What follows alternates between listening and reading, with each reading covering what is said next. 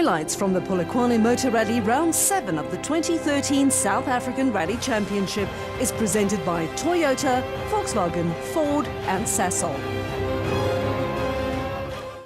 It's the place where the best of the best do battle against each other, the elements and most importantly, the stopwatch. And it's much more than just pride that's at stake here. This is the 2013 South African Rally Championship.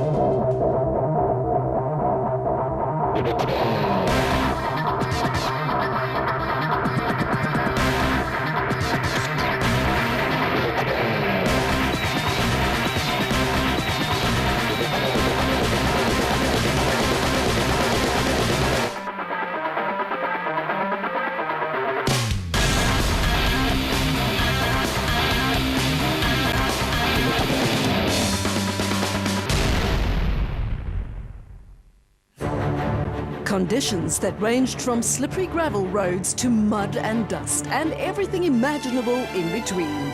The 2013 South African Rally Championships has seen 6 rounds, paid visit to no fewer than 5 provinces, but only yielded 2 winners so far, with one man in particular rising to the top.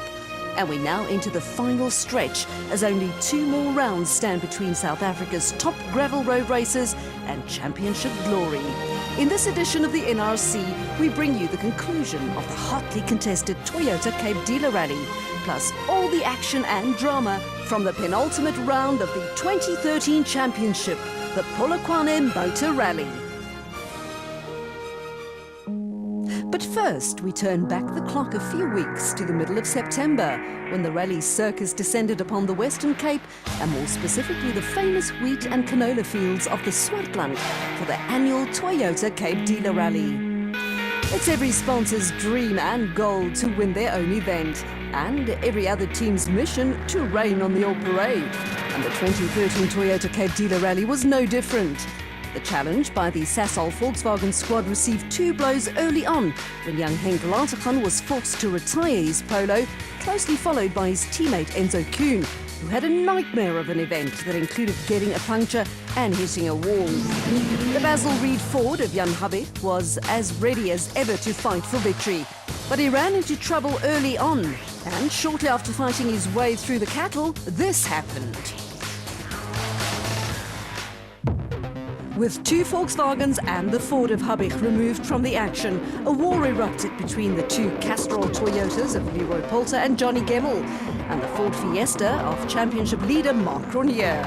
Only seconds separated this threesome throughout the wet and muddy day 2, until Polter decided it was time to make a move. He opened up a gap of nearly half a minute with just 2 stages remaining. But in a cruel twist of fate, the engine underneath the bonnet of the Yaris let go in spectacular fashion, leaving teammate Gemmell and Cronier to fight for victory. Cronier completed the event with the sword of a possible 10-second penalty for allegedly jumping a start hanging over his head. So it was Gemmell who sprayed the champagne from the top step of the podium. But Cronier never received the 10-second penalty and was declared the winner of the Toyota Cape Dealer Rally by a mere 1.8 seconds. The closest to victory margins, but enough to record his 5th win out of 6 events.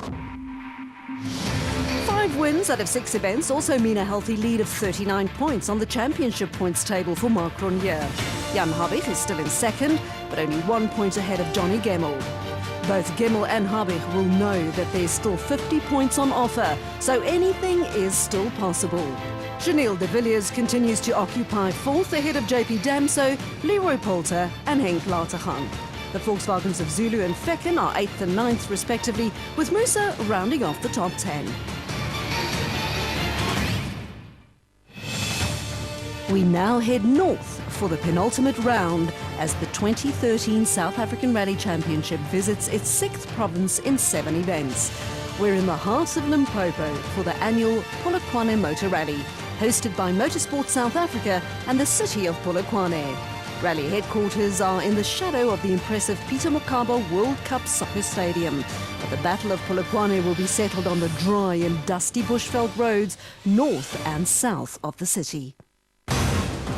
And following his fifth victory of the season just a few weeks ago, Marc Cornier will have hopes to clinch his second consecutive title here in Limpopo.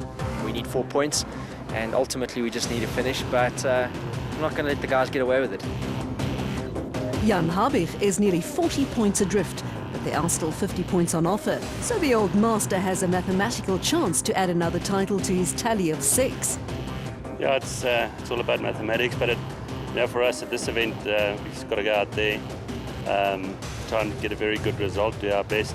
The car's feeling good. Johnny Gemmell would have been disappointed with the results of the previous event, but he has another chance to claim a maiden victory for the new Castrol Toyota Yaris. Yeah, obviously, we weren't too happy with that, but now we've got a chance to go and have another win, and we'll give it a full go. A steady Janil de Villiers still occupies 4th on the standings, but his focus will be on a podium finish. But yeah, I think you'll have to be clever, but at the same time go fast as well. So we'll try and get that mix right. Leroy Polter was unlucky not to win in Cape Town, but the Toyota man will be full of confidence following his display of raw speed. Look, we've got a car now. The team have worked hard to get it up to here. Now we just need to stay in front. Over at the Sasol Volkswagen camp, the learning curve for young Henk Latergan continues, who just returned from Europe, where he contested no less than 2 events. We had three rallies in a row. From Cape Town, we flew straight to Austria, where we competed in our first tarmac event. Didn't go too well. We had a crash in testing, took a bit of a knock. His teammate and double former champion Hergen Vekken finally broke the drought of podium finishes when he finished 3rd in Cape Town. On this event, obviously, we want to try and be up front, so we're going to push quite hard. I enjoy this event. It's very hot, but it's a nice event. And VW teammate Enzo Kuhn will want to end a bad season on a high note. I'm in a positive mood. Car feels good, and I'd like to finish this year on a high note, so we'll be pushing hard. Within the overall championship, a challenge exists for older specification S2000 rally cars. JP Damso is the current points leader and on track to claim the title. Gugu Zulu is the defending S2000 Challenge champion, but the popular driver will be facing an uphill battle to try and repeat the feat. But we're 12 points behind and we've got 2 more events to go, so that means we need to go really flat out. And Mohamed Musa also still has a mathematical chance to emerge as the S2000 Challenge champion. And since joining this class a few rallies ago, Japie van Niekerk and his new Africa Developments Ford has been setting a blistering pace up front. Rally headquarters may have been at the Peter Mokaba Stadium. The ceremonial start is at the City of Polokwane Council Chambers. The trip between the two venues turned out to be a spectacle of note, with the loud engine notes of 36 rally cars filling the morning air as the convoy proceeded through the streets of Polokwane under heavy police escort, and much to the delight of the thousands of fans who turned up to witness the show. The Polokwane Motor Rally also provided the local council with the opportunity to share in the excitement that rallying brings to the area. But over and above the economic spin-off that it brings, it just brings an element of excitement. A good weekend lies ahead for all of us. And what is good about it, it's not only men or women or children, it's all of us as a family. We can go together and have good, clean fun out here in Polokwane. We're really excited about this. But finally, time to complete the formalities and time to get dirty on the very dry and dusty roads around the city of Polokwane. This is stage 1, a rough 10-kilometer test of driving skill at the Polokwane Brickyard. And this is the order in which the country's top drivers will tackle all of Friday's stages. Johnny Gemmell is the first to be waved off by Councillor Freddie Griever, ahead of the Polo of former champion Hergen Vekken. The Ford Fiesta of current championship leader Marc Cornier will be 3rd on the road, followed by Janil de Villiers and Enzo Kuhn. Jan Habich, Henk Latergan and Leroy Polter will be 6th, 7th and 8th respectively.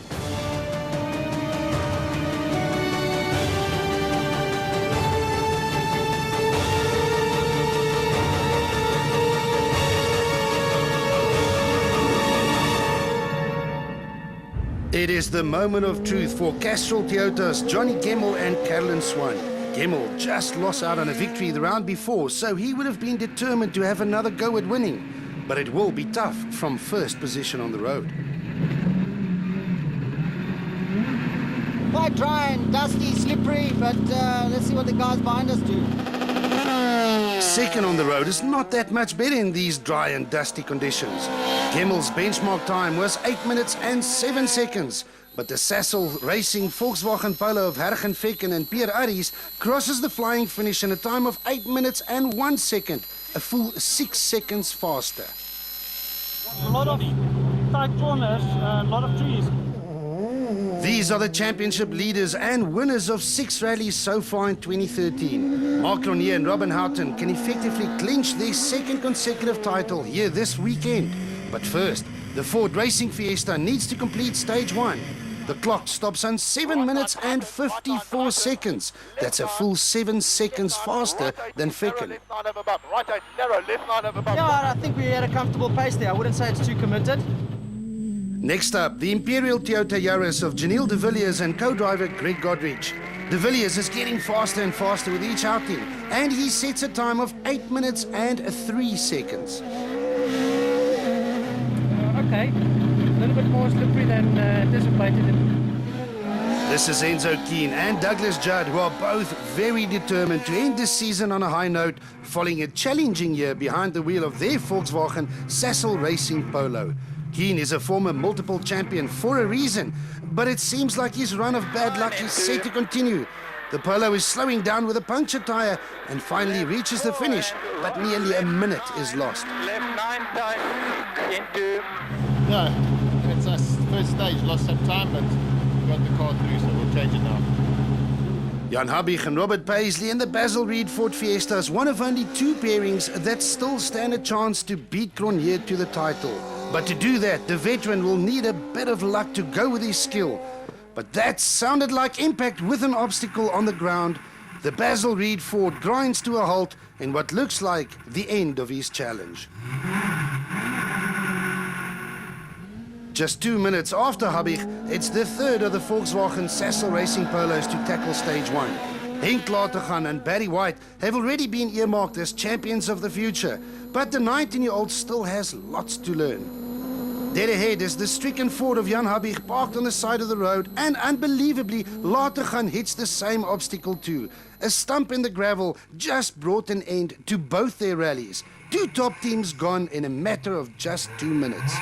Leroy Polter and Alvin Coetzee would have been smiling inside their helmets when their Castrol Toyota Yaris passed the stricken Fiesta and Polo of both Habich and Latergan. Polter has been the one to take the fight to Cronje on the last few events, and this would be no different. 7 minutes and 57 seconds, just 3 seconds slower than Cronje. Yeah, we just lost a lot of time there. It's the turn of the first of the S2000 challenge cars to tackle stage 1. This is Jaapie van Niekerk and Gerard Snyman in the new Africa Developments Ford Fiesta, and their time of 8 minutes and 4 seconds is good enough for the 5th fastest time of all. We're on a nice stage, good navigation, on the pace I think. This is S2000 Challenge points leader JP Damso and co-driver Hilton Orfrey in the first of the Team Total Toyotas. 8 minutes and 9 seconds is a little off the pace set by Van Niekerk, but good enough for 8th overall. No, that was a real workout already, 10 kilometers workout. The 2013 season has so far provided a fierce but friendly fight between Team Total Toyota teammates Damso and the second car of Mohamed Musa and Andre Vermeulen. Musa completes stage 1 with a time of 8 minutes and 14 seconds, 5 seconds slower than his teammate. But I think it's a proper stage to wake you up. This is S2000 Challenge defending champion Gugu Zulu and co-driver Carl Peskin.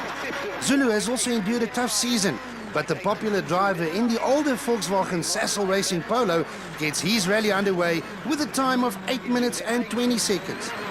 Now the nerves are settled in, now it's time to really go balls to the wall.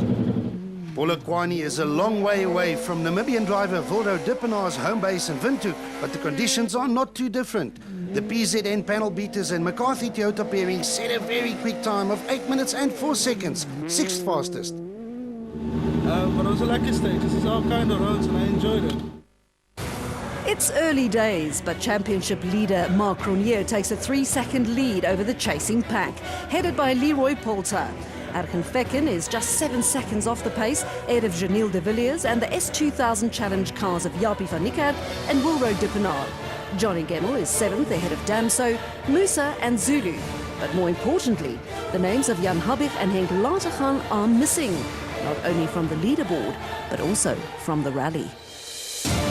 After the opening stage 1, it's back to the Dunlop Service Park at the Peter Mokaba Stadium in preparation for the tough challenge that lies ahead. It's also a chance for both Jan Habig and Henk Latergan to reflect on their retirements.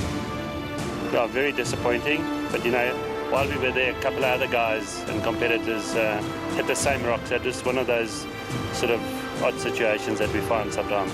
So I think we'll try a super rally tomorrow and just gain some experience and have some fun. A quick and sad end for both these drivers. But the show must go on as the Polokwane rally now heads to stages 2 and 3, around 30 kilometres south of the city. Together, they add around 28 kilometres of distance to the rally, with numerous obstacles along the way. It's the Castrol Toyota Yaris of Johnny Gemmel and Callan Swan that once again ventures into the unknown from first on the road. Road sweeper literally means that they will have to sweep the road clean from loose stones and gravel all day. Gemmel completes the 10 kilometers of stage 2 in a time of 6 minutes and 42 seconds. A lot of rocks laying all over the place. I think it'll be worse for the guys behind us. His time on the 18 kilometers of stage 3 was just 12 minutes and 30 seconds. But he has no idea where that will slot in once his rivals complete this loop of stages. Yeah, no, this is quite fast in places. They flat out in 6. Next up, the Volkswagen Sassel Racing Polo of Ergen Fekken and Pierre Arries. Fekken got his first podium finish on the round before when he finished 3rd, so the former champion had every intention to do even better here in Polokwane. But it's still early days. His time of 6 minutes and 45 seconds on stage 2 was 3 seconds slower than Gemmel, and a time of 12 minutes and 32 seconds meant another 2 seconds lost on stage 3. It's a bushveld stage, a lot of trees, and it's a bit rocky. Mark Cronje and Robin Houghton have already made their intentions clear by winning the first stage of the event. Cronje's focus would have been on the title, but this did not slow him down as he set the fastest time of all so far on stage 2. The car really feels good though. It's got great traction. To win titles, you have to win rallies, and to win rallies, you have to drive fast. 12 minutes and 27 seconds on stage 3 was also faster than both drivers before him. Janelle de Villiers and Greg Godrich continue their onslaught from 4th on the road. De Villiers already has his sights set on next year's Dakar rally in South America, but first he had a job to do here in Polokwane. The Imperial Toyota Yaris sets a time of 5 minutes and 45 seconds on stage 2, which was right in the mix. But on stage 3, the drive shaft in the Yaris cried enough. The Dakar Hero lost around 2 minutes and tumbled down the leaderboard. Yeah, we broke a drive shaft. The Volkswagen Sassel Racing Polo of Enzo Keane and Douglas Judd had a tough start to the event, with a puncture as early as stage 1. So the former champions set off in an effort to make up some of the time lost on stages 2 and 3. A time of 6 minutes and 41 seconds on stage 2 and another decent time on stage 3 saw them crawl their way back into an overall top 10 position despite another punctured tyre. Got a flat wheel here, it's quite rocky in there. We'll change the wheel quickly. With both the Fiesta of Jan Habig and the Polo of Henk Latergan removed from the action, the next car on the road was the Castrol Toyota Yaris of Leroy Polter and Alvin Coetzee. Polter was only 3 seconds behind rally leader Cronje before the start of stage 2, but a stage-winning time of 6 minutes and 35.1 seconds was half a second faster than Cronje. Yeah, that was good, yeah. I think settled the nerves in the first one. On stage 3, the Toyota driver really opened up the tabs to cross the flying finish in 12 minutes and 22 seconds. 5 full seconds faster than Cronje and enough to take over the lead of the Polokwane rally. A tough stage, that's a lot of twisty stuff and rocks that can catch you out, so I'm just glad we got through that one. Jaapie van Niekerk and Gerard Snyman were the leaders of the S2000 challenge after stage 1. but the new Africa Development's Ford Fiesta driver was only getting started. I don't know what happened, we're just driving the road. Van Niekerk's time was very quick and moved him into third place overall, but a somewhat slow time on stage 3 dropped him down a few positions and back into 6th. No rhythm, no flow. It's easy to catch you out, you know. Just to survive it is a miracle. JP Damso and Hilton Orfrey's focus would have been on the S2000 Challenge Championship rather than a class victory here in Polokwane. The Team Total Toyota driver is as consistent as they come, and 2 good times on both stages 2 and 3 cemented his position in the overall top 10. As expected, there was not much to separate Damso from his Team Total Toyota teammates Mohamed Musa and Andre Vermeulen. Musa moved into 9th position after stage 2 and gained another position to occupy 8th after the tough stage 3, just 18 seconds behind his teammate. The S2000 Challenge battle was already shaping up to be as fierce as ever, with the defending champions Gugu Zulu and Carl Peskin also in the mix.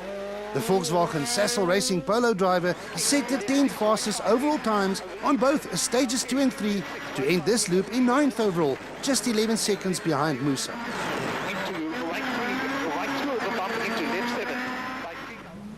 But the S2000 Challenge man on the move was none other than Namibian Wilro Dippenaar. With Kes Naidu occupying the co-driver's seat, the PZN panel beaters and McCarthy Toyota driver blossomed in these familiar bushveld conditions and moved up to an overall and probably career-best 5th position, but more importantly for the young man from Windhoek, into the S2000 Challenge lead. 3 stages of the 2013 Polokwane Motor Rally have come and gone, and it's Toyota's Leroy Poulter who moves into pole position with a slender 2.2-second lead over championship leader Mark Cronje. Johnny Gemmel makes it 2 Toyotas in the top 3, while Herken Fecken is the first of the Volkswagens. Wilro Dippenaar leads the S2000 Challenge in 5th, ahead of his rivals Van Niekerk, Damso, Musa and Zulu. Enzo Kuhn recovers well to enter the top 10.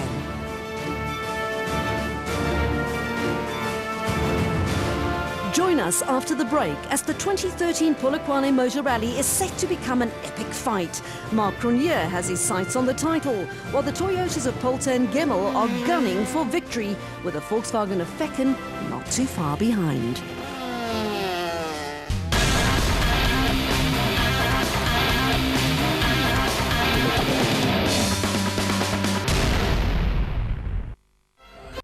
Champions.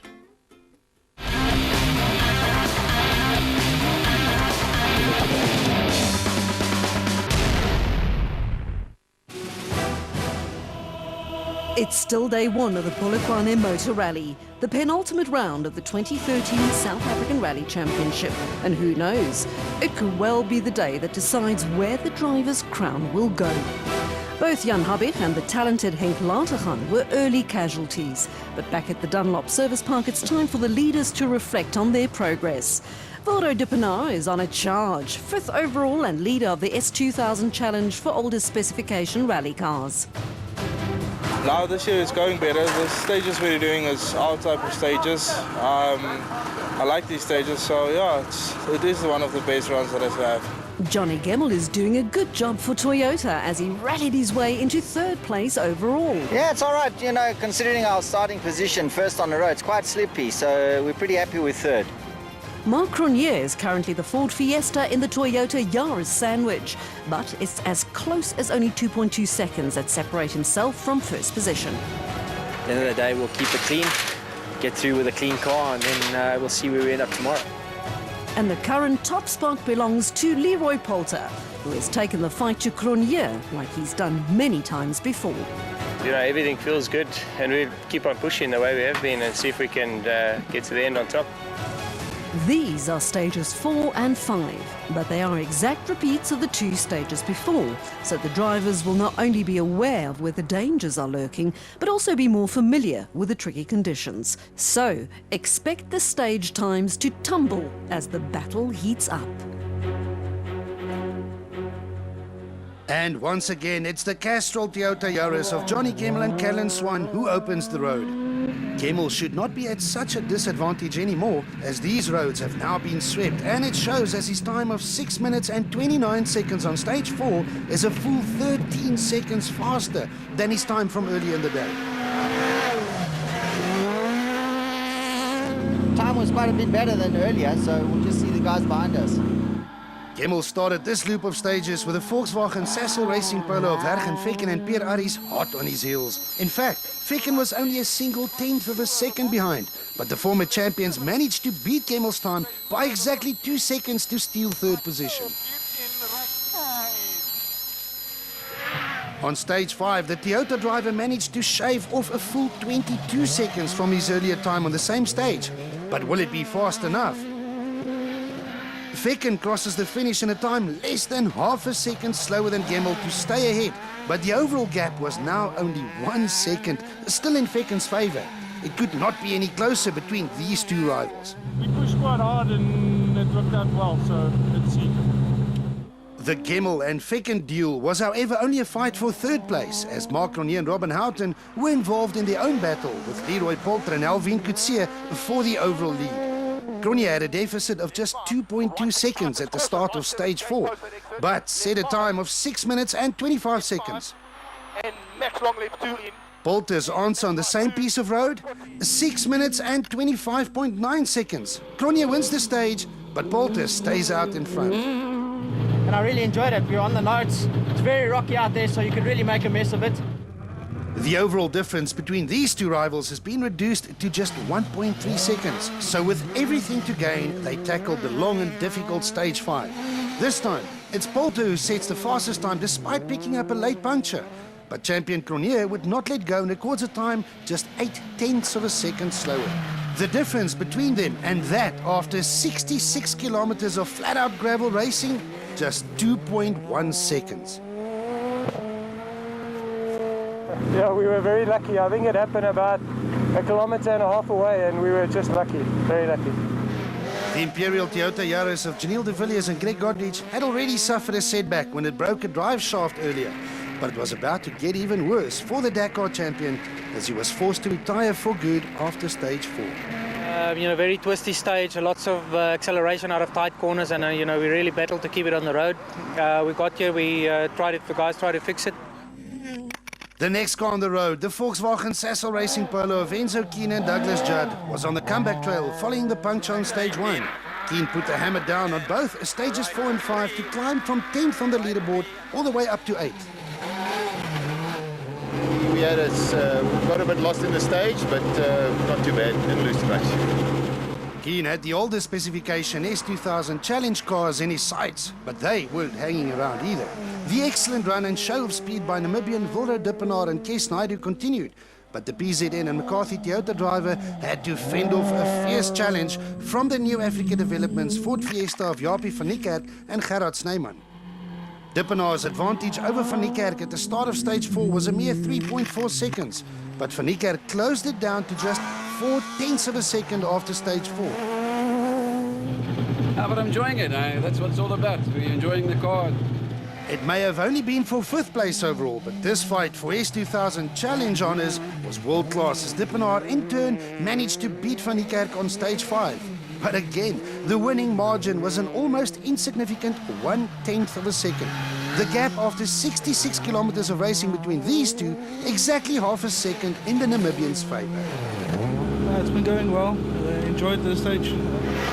Both Dippenaar and Van Niekerk are not really contenders when it comes to the overall S2000 Challenge Championship, but JP Damso definitely is. The Team Total Toyota driver stayed out of trouble, knowing well that his current 3rd place in the challenge and 7th overall will do his championship aspirations no harm at all. And for once, Team Total Toyota teammates Mohamed Musa and Andre Vermeulen could not quite keep up. Musa was unhappy with the power underneath the bonnet of his Auris, but still completed the day's gravel racing around 43 seconds behind his teammate. Musa soon had more than just a deficit to his teammate to worry about. The Volkswagen Sassel Racing Polo of Gugu Zulu and Carl Peskin was closing in and fast. Zulu ended this loop of stages just 7 seconds behind Musa and completed the top 10.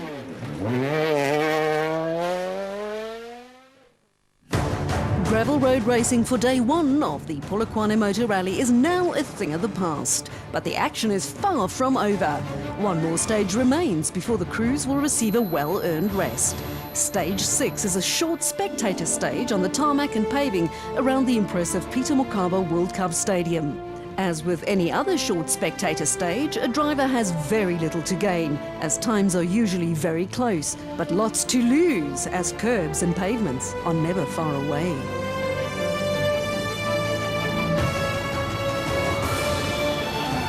Normally, spectator stages do very little to affect the overall standings, but in a dice as close as this one, every split second was worth fighting for. Jaapie van Niekerk had less than half a second between himself and S2000 challenge leader Wildo Dippenaar, but the Ford Fiesta managed to beat the older Toyota Auris by a full 6 seconds to also take over the class lead. At the sharp end of the field, third-placed Hergen Vekken also extended his advantage over fourth-placed Johnny Gemmell by another 3 seconds, increasing the overall gap to just under 4 seconds. Marc Cronje trailed leaders Leroy Polter by just over 2 seconds at the start of the stage, so Cronje put the hammer down and set a stage-winning time of 2 minutes and 44 seconds. But Polter had an ace up his sleeve. The overnight leader of the rally will have to fulfill the role of road sweeper on day 2, so Polter deliberately slowed down a touch in order to hand the lead back to Cronje. Marc Cronje's deficit became a slender lead of 1.3 seconds following the tactics employed by Leroy Polter on the last stage of day 1. Vekken increases his advantage over Gemmell by a few seconds, while Van Niekerk leapfrogs Dippenaar for 5th as well as the S2000 challenge lead. Damso is still in 7th, while Kuhn moves into 8th and forces Musa and Zulu down into 9th and 10th respectively. A visit to the Dunlop Service Park means an opportunity for the crews to attend to the abused rally cars in an effort to get them fighting fit for the tough day 2 that lies ahead. At the same time, drivers and team managers analyse their performances while also formulating strategies for day 2. Hergen Vekken is in a current 3rd place overall, but he has Gemmell breathing down his neck. Johnny is not far behind, so we've had a battle today. I took 1 or 2 seconds and he took 1 or 2 back, so we've had quite a ding-dong. And what a fight we have for the top spot between Marc Cronje and Leroy Polter, with only 1.3 seconds separating these two rivals. You know, as we saw today, it was close all the way. You know, I thought maybe we could get a bit ahead. We couldn't have asked for anything better. We really had a clean run today, and the plan was to keep the car clean. It's a new day in Polokwane. A cold and windy one too, but outside temperatures and wind speed will be the last thing on the drivers' minds. The last day of the Polokwane Rally will consist of 5 special stages and a full 112 kilometres against the stopwatch. Action will get underway with Stage 7, a 34-kilometre test of driving skill. This will immediately be followed by Stage 8, another 16-kilometre piece of dusty gravel roads on the farms north of Polokwane. On day 2, Marc Cronje and Robin Houghton will sweep the roads using their Ford Racing Fiesta as the broom. Cronje has done this on almost every event so far in 2013, so nothing new for the defending champion. He completes the long 33 kilometers Stage 7 in a time of 21 minutes and 5 seconds. The Castrol Toyota of Leroy Polter and Alvin Coetzee was able to match and even better the pace of Cronje on day 1, setting the table for an epic battle on day 2. This is Polter in full flight, chasing the time set by Cronje, but he is off the road. Clearly Polter has an issue as he loses valuable time while trying to attend to the problem. And that is agony on the faces of Toyota team bosses as Polter finally emerges from the bushveld, but all hopes of winning the Polokwane Rally has disappeared. Yeah, the power steering went, and then we couldn't make one of the turns. We came in quite hot and then got a puncture, so we had to change that. Sadly for Toyota, Polter's challenge has come to an end, which means that Mark Ronier found himself with a comfortable lead at the top of the standings. With Polter now removed from the action, Ronier could afford to take it easy. But his speed is such that he also set the fastest time of all on stage 8, increasing his advantage over second position now to a full 52 seconds. Yeah, it was a reasonable run now. We'll see.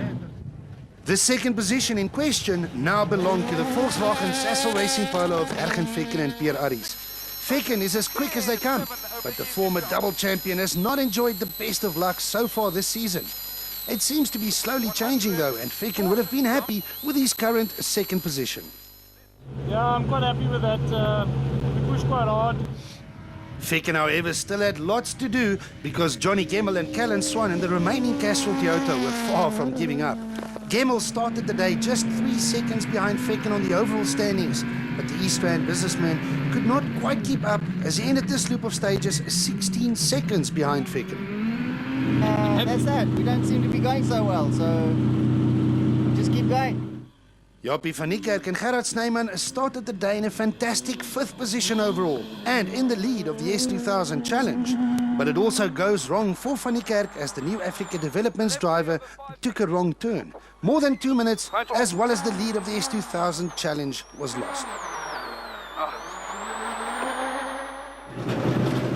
We went for the game drive. Got lost. This would have been fantastic news for Voldo Dippenaar and Kes Naidu, but the PZN panel beaters and McCarthy Toyota got stuck in Van Niekerk's dust trail and also lost a few valuable seconds. His dust hanging, or he was on the other side of the fence and the dust came over to our side, so we struggled a lot with the dust. Both Van Niekerk and Dippenaar's woes played right into the hands of Team Total's JP Damso and Hilton Offray. A clean stage for the Cape Townian meant that he was able to leapfrog both his rivals to move up from an overnight 7th position to a fantastic 4th, and taking over the lead of the S2000 challenge at the same time. Yeah, we had a good run there. A steady performance by Enzo Keen and Douglas Judd was also rewarded. The Volkswagen Sassel Racing Polo climbed the leaderboard from 8th overnight to 6th after these 2 stages, and the Cape Townian now had Dippenaar's 5th position in his sights. Right time. It was a good stage. We didn't get lost, so we're going on well, no problem for the car.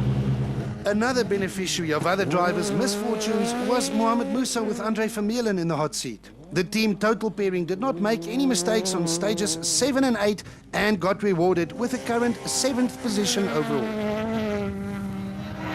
Defending S2000 Challenge champions Gugu Zulu and Carl Peskin were ready to pounce, but his older specification Volkswagen Sassel Racing Polo simply would not play along.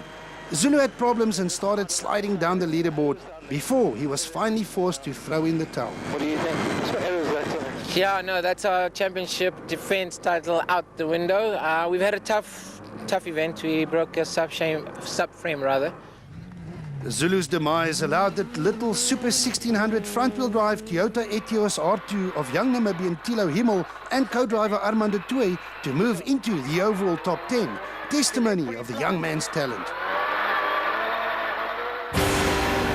The name of Leroy Polter tumbles down the leaderboard, handing Mark Ronier a massive lead of 52 seconds ahead of Ergen Fekken. Johnny Gemmell loses a little ground, but remains in 3rd, while JP Damso and Voldo Dippenaar gain positions, thanks to a mistake by Jaapie van Niekerk, who drops all the way down to 8th. Kuhn and Musa both gain positions, and the Super 1600 car of Thilo Himmel enters the top 10.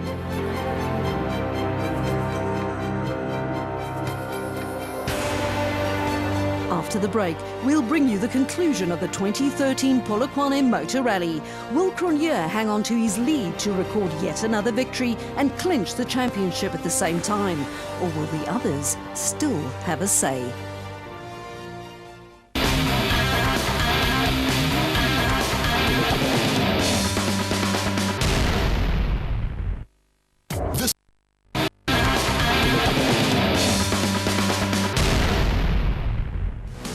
It's the final few stages of the dry and dusty Polokwane Rally. And since it's the final day of the penultimate round of the championship, it's also a day that can influence or even decide 1 or 2 championships. With Zulu gone, the S2000 Challenge title is now well within reach of JP Damso. Yeah, Gugu had a problem, so our main objective was to finish ahead of Gugu on this event. Further up the leaderboard, Toyota's Johnny Gemmell is currently in third position and not too far behind second. Yeah, but we seem to be struggling a bit, but we have a look now and see if we can see anything. Ergen Fecken, however, has fought many tough battles before and was looking forward to this one. Yeah, look, it's not over yet. We I think 14 seconds ahead of Johnny, so it's still quite close. 2 long stages to go. But at the very top of the leaderboard, Mark Cronier seemed well in control of not only the rally, but also the overall championship. Yeah, we had a fantastic run this morning. We knew if we put our head down, I thought we had some pace in us from yesterday, and it seems to be the case. Only 2 more stages on gravel remain, but they are tough ones. Stage 9 is a repeat of the same 34 kilometres of farmland roads on the Kruger farm that was used as Stage 7 early this morning, while Stage 10 presents another tough 26-kilometre challenge of dusty gravel roads just north of Polokwane. The Polokwane rally ended prematurely for young Henk Latergan when he damaged his Volkswagen Sassel Racing Polo on Stage 1. But the team decided to use Day 2 as a real-life test session, allowing the talented young driver to run the stages under the Super Rally rules. Latergan got his confidence back and even won a stage, something which bodes well for the future. The same could be said of Jan Habig and Robert Paisley, who, like Latergan, retired on Stage 1 the day before. The Basil Reed Ford Fiesta was however back on the stages and entertaining the crowds with Habig's spectacular driving style. Habig also showed what could have been by setting very fast stage times, but sadly for the veteran, his aspirations of adding another driver's title to his already long tally of 6 have been shattered. Polokwane also turned out to be a nightmare for the SA Earthworks crew of Nick van der Westhuizen and Stefan Sillier, who were on the fringes of a coveted top 10 position early on, but they too were forced to call it a day. They say that rallying is all about character building, in which case Mohamed Musa and Andre Vermeulen have very strong characters. The Team Total Toyota driver was as high as 7th overall and heading towards another S2000 Challenge podium when they got a puncture on the last gravel stage. This drama was followed by a gearbox which wouldn't play along, causing them to lose around 14 minutes and forcing them to a lowly 13th place finish, a result not indicative of their true speed. And talking about an emotional roller coaster, for the second rally in succession, Castrol Toyota's Leroy Polter and Alvin Coetzee were fighting for overall victory when something as little as a broken power steering hose forced them to the sidelines. Polter eventually could not complete the last 2 stages, and with a 5-minute penalty received for each stage missed, the Toyota driver had to settle for a 10th place finish. And what a fantastic performance by young Namibian Marco Himmel and co-driver Francois Schoenby in their aging Super 1600 front-wheel drive Toyota Corolla. Marco is the younger brother of Super 1600 championship leader Thilo Himmel and his Toyota Etios, who finished on the top of the S1600 standings at 9th overall. But he was excluded afterwards for a technical infringement, handing the Super 1600 victory and by far career best 9th overall to his brother Marco. And what a comeback from Dakar legend Janelle de Villiers and co-driver Greg Godrich. The Imperial Toyota Yaris was forced to call it a day on Stage 5 the day before, but also re-entered under Super Rally rules on Day 2. De Villiers kept his head down and set a few very competitive stage times to climb the leaderboard all the way back up to 8th overall. Jaapie van Niekerk and Gerard Snyman would have been disappointed with their 7th position. The new Africa Developments Ford Fiesta was as high as a 3rd overall at an early stage, but a few problems as well as a mistake or 2 dropped them down the order. Van Niekerk did however send a warning to all the other competitors in the hotly contested S2000 Challenge with his raw speed, and if he can have clean rallies, he will be hard to catch. Someone who will be more than pleased with his performance is Wilro Dippenaar. Together with Kes Naidu, the youngster from Windhoek finally managed to reach the end of an event without the normal bad luck that seemed to have followed him around this year. He excelled in these conditions that reminded him of home and allowed him to display his talent, He got rewarded with a fine 6th place overall and 2nd position in the S2000 challenge. We just brought it through. We just want to finish now. Had it not been for the speed of Enzo Keane and Douglas Judd, Wildo Dippenaar would have been 5th.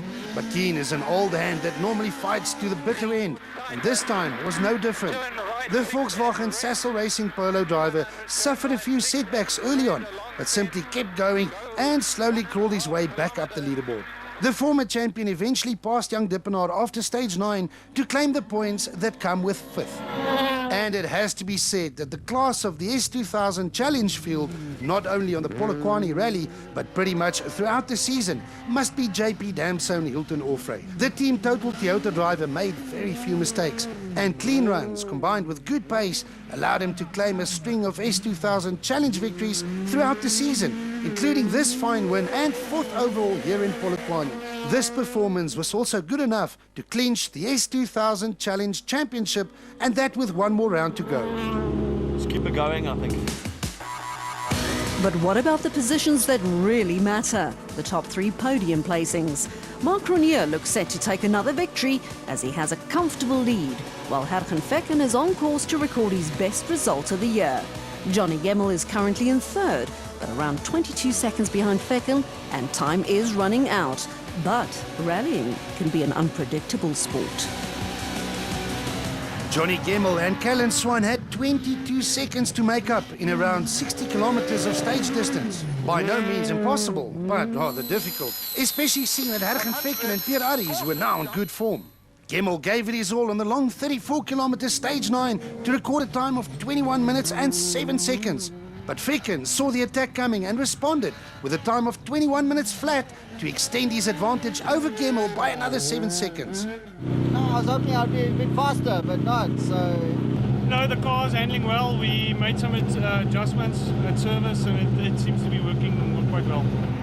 While Gemmell and Fecken were slogging it out for 2nd place, Mark Ronier and Robin Houghton once again took firm control of the event. The Ford Racing Fiesta had nearly a minute to play with, and normally under these circumstances, one would expect him to slow down to preserve the car and not to take any risks. Well, maybe that's exactly what he did, but even so, Ronier was still quicker than both his rivals and extended his overall lead to now over a minute. Yeah, we had a good stage through there, no heroics. Hergen Fecken and Pierre Arries had just one stage in which to defend their comfortable 22-second advantage over Johnny Gemmell, but rallying can be an unforgiving sport. The left rear tyre decided to not play along anymore, forcing Fecken to drive it out on the rim, but more than half a minute was lost, as well as his 2nd position. True luck for the former champions.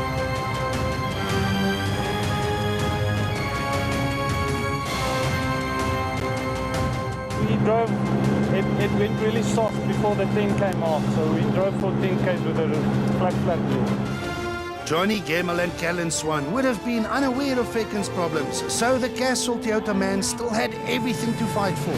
His time at the end of the tough stage 10 was 32 seconds faster than Fecken's, handing him 2nd position. With the fight for 2nd and 3rd place now settled, Mark Ronier and Robin Houghton had nothing more to do than to reach the end safely. A lead of more than a minute is easy to defend, and although the Ford Racing Fiesta slowed down to avoid taking risks, he was still fast and completed the day's gravel racing well in control. We had a nice clean run, and I'm really chuffed. Robin did a great job. Gravel road racing on the Polokwane rally is over, but one more challenge remains. Another run around the Peter Mokaba World Cup Stadium in front of a huge and appreciative crowd.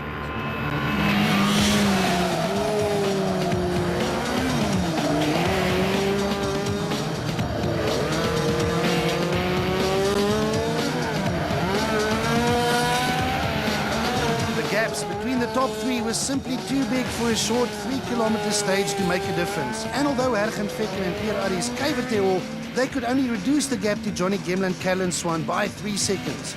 3rd overall for the Volkswagen Sassel Racing Polo, and another 2nd place finish for the Castrol Toyota Yaris.